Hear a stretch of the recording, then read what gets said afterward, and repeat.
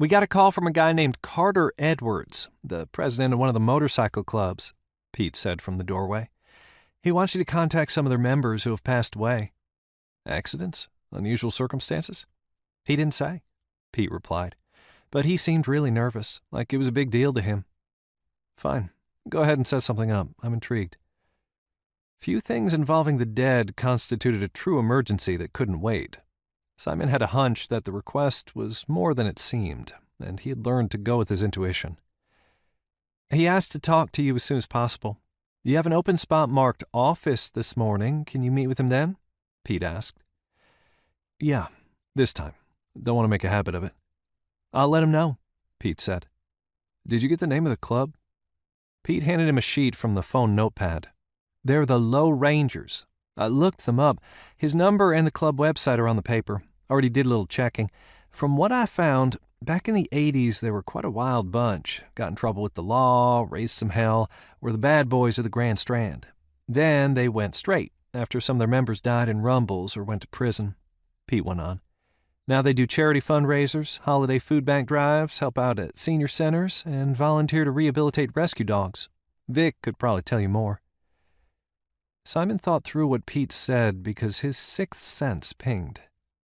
So the members cleaned up their act and do a lot of things that could be viewed as absolution, he mused. When you said members died, was that in fights with other clubs, accidents, cops, or what?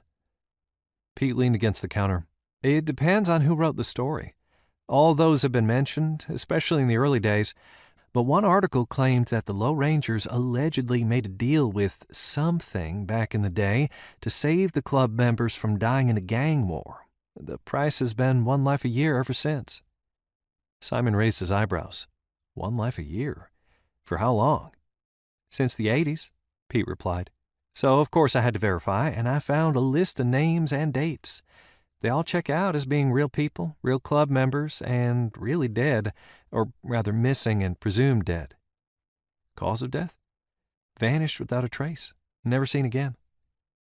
Pete shot him a self-satisfied smile at his research skills. Sounds like a bad bargain to me. Simon caught his breath.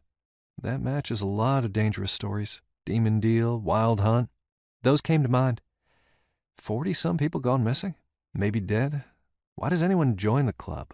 Why don't they all quit? Simon's mind reeled. The Low Rangers draw from cyclists with a rough past, Pete said. They've always been a criminal gang, except now they're reformed outlaws.